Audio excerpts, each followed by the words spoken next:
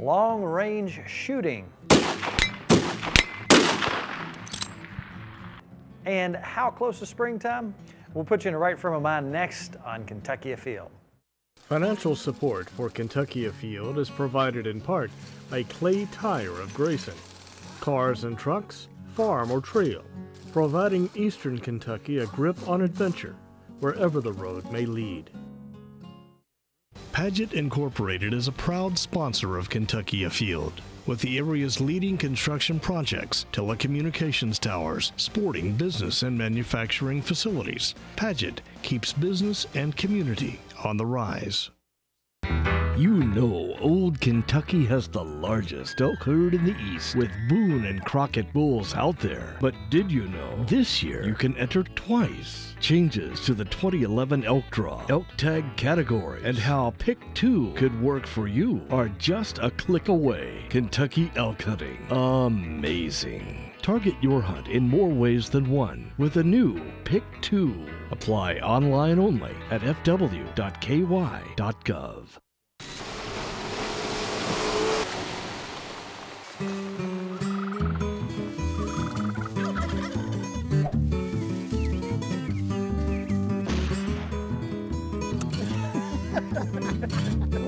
Tastes like victory.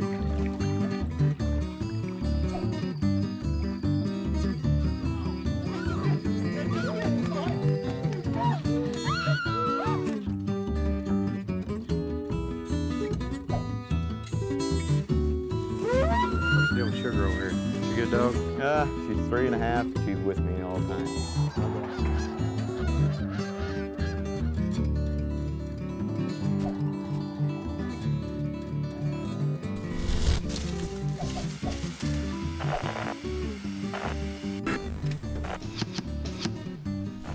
Hello and welcome to Kentucky Afield. I'm Tim Farmer. Join us as we journey across the Commonwealth in search of spring and outdoor adventure. Isn't it beautiful behind me? Listen to the birds. Wouldn't that be nice? We looked out the door today and we didn't quite see that. In fact, we've had shoots canceled because wintertime just won't go away. And we have a little way of predicting how far spring away is in just a little while. But first up, hey, let's go out and do some long-range shooting in Kentucky.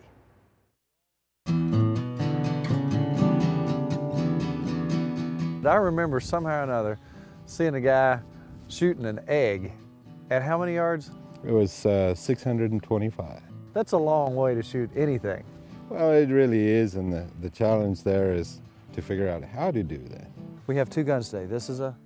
The larger rifle is a 300 Winchester that was custom built for me, and you know, it's more a tactical application. That is a?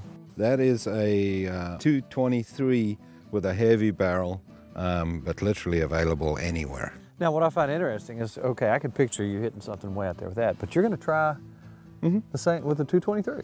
Yeah, and you know, the principle is the same. Now let's talk a little bit about what we're doing today. We're not shooting 600 yards, we're not shooting an egg. You've got a target set up from here about how many yards? We're right at 489 according to my rangefinder. It's just a 12 by 12 steel plate out there, and if you weren't really looking, you wouldn't even notice anything was out there. It's so far.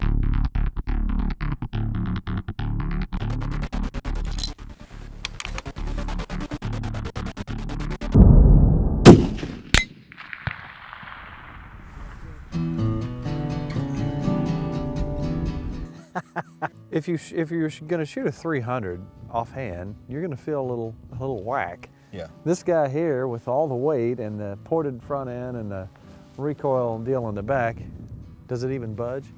No, actually you can free shoot it. I mean, you literally can have no contact with it at all, and well, 1 3/4 trigger pull. She'll rock back just a little bit, but that's it. All right, Maestro, you're up. Get yourself really nice and comfortable.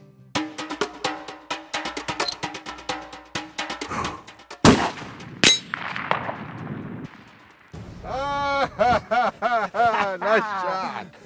Nice shot. It feels good to see that thing rocking. And it's way out there. I mean, if I had to guess the yardage, I would say it's a half a mile. Well, and so that's the beginning of the learning curve, is understanding the distance that you're working with, and then understanding the mechanics of the rifle that you need to be able to do that.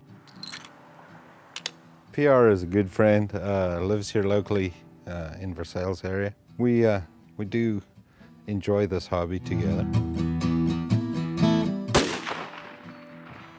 He had it. You do need the experience. And really the only way to experience this is just to do it consistently.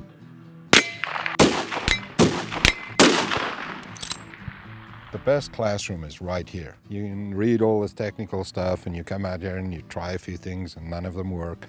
And then you find a recipe. I want folks to be aware of is you can go absolutely nuts with this stuff and you can spend thousands of dollars and not improve 1 inch on what you're trying to do. You don't have to spend an enormous amount of money to be really good with it.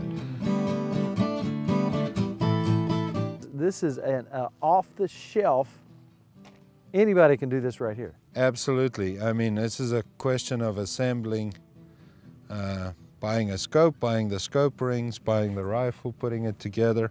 And all I've done is I worked up a load for this particular chamber that I think this gun likes. I know exactly where my 100 is and I know exactly where my 200 is, but beyond that I have no clue. But I think the first shot will tell me where we need to be. I hit left of it, okay. But there was movement. Okay, so I know where I am now. Yeah, I'm on it. I was impressed. That's cool. And one of these days, I'm gonna have to have something kind of sort of like that. But you taking that 223, which is every man's gun. Everybody's shot a 223 or had one or knows somebody who's got one. You pull that off the shelf, you put a scope on it, and you're shooting 500 yards and hitting a target. Yeah, well, so sometimes we get lucky, but the reality of it is that is an extremely well-built gun, just basic. I think a lot of folks look for something too fancy and something beyond what they really need. The part I like about that is you don't have to spend an enormous amount of money to be really good with it. Now, I would say this much, you need to spend more money on the optics than you do on the gun. And what particular scope is that you use on that? That is their long-range target. It's a 6.5 by 20, that's the magnification. And I like the adjustable objective. So now you get scopes that have 3 adjustments. They have an elevation turret on the top, they have a windage on the side, but they also have the adjustable objective on the side. Personally, I don't like that. I like the adjustable objective on the front, but it's just a personal preference thing. I've gotten used to it. You know, the fundamentals in both these cases are absolutely identical. One is kind of an extreme end of it, and one is literally go to your nearest gun dealer and pick something. Principle is exactly the same. Nice big heavy barrel, single shot. That's a great gun. I mean, once you have established a base, and your base is normally 100 yards, that's what most people refer to. Once you know where you are at 100, it's sort of just math beyond that. Right. You know what I see us doing next year? Now, you tell me if you like this. I see you and I taking these 2 guns out and going deer hunting. Do a deer hunting show? Yeah, absolutely. Thank you so much for taking your time out today. This has been was wonderful. A whole lot of fun. Yes, sir. Thank you, sir. My pleasure.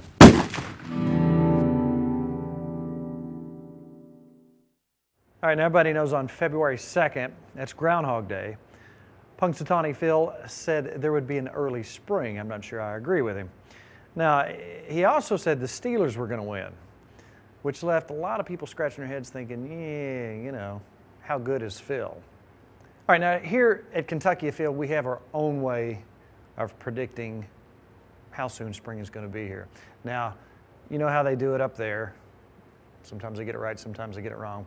One thing I do know, you have to put a big hat on, and then you have to have a furry critter. So let's get a groundhog. Or in this case, this is Pactolus Patty. Now in a little while, we're going to do a little predicting to see how far away spring is, but first, how's it going? Let's take a look at something that will remind you of spring.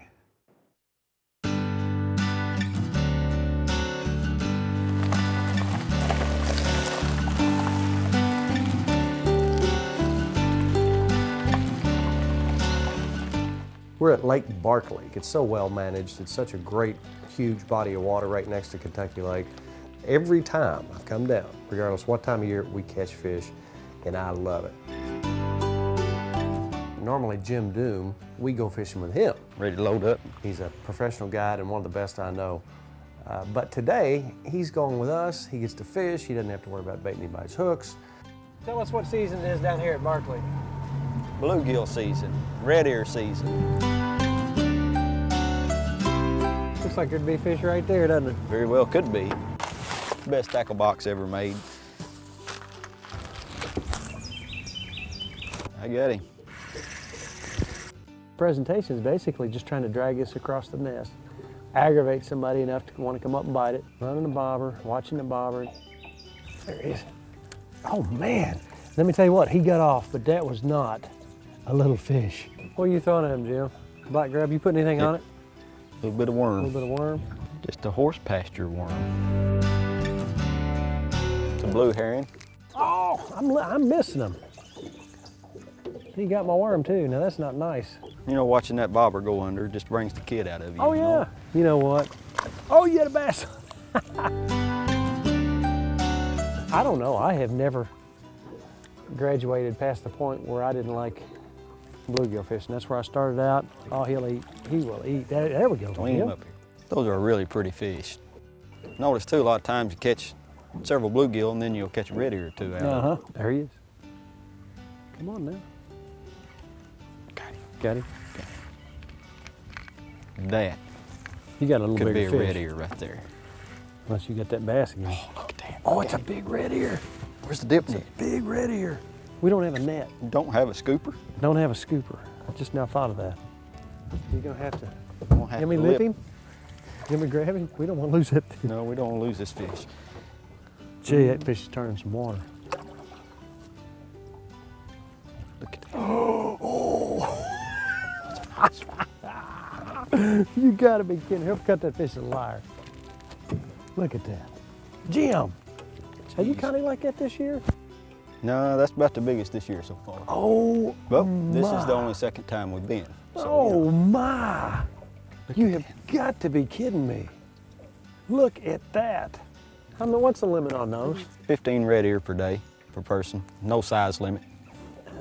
Golly. When they're hot like that and protect their nest, you could throw just about anything at them. What is your favorite fish to eat? You can't hardly beat bluegill and, you know, just cornmeal and a little salt and pepper.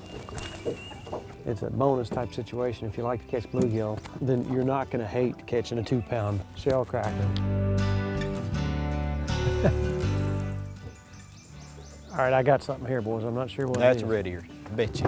All right. Gotta be. Sure pulling like it. Oh, it is. It is. Look at him. Jim, help me get this fish Golly. in here.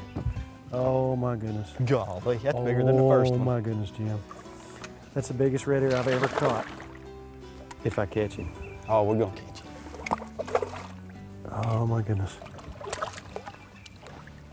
You got him, Jim. He's Oh, in the boat. That is the biggest red ear I've ever caught in my life.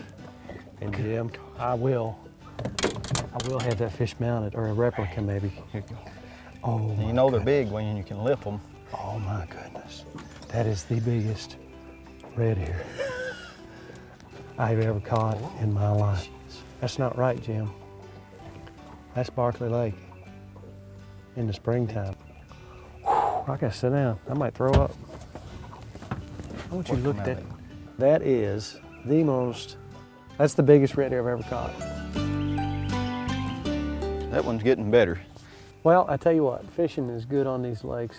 First, because you just have the climate, you have the right temperature, you have the right growing season.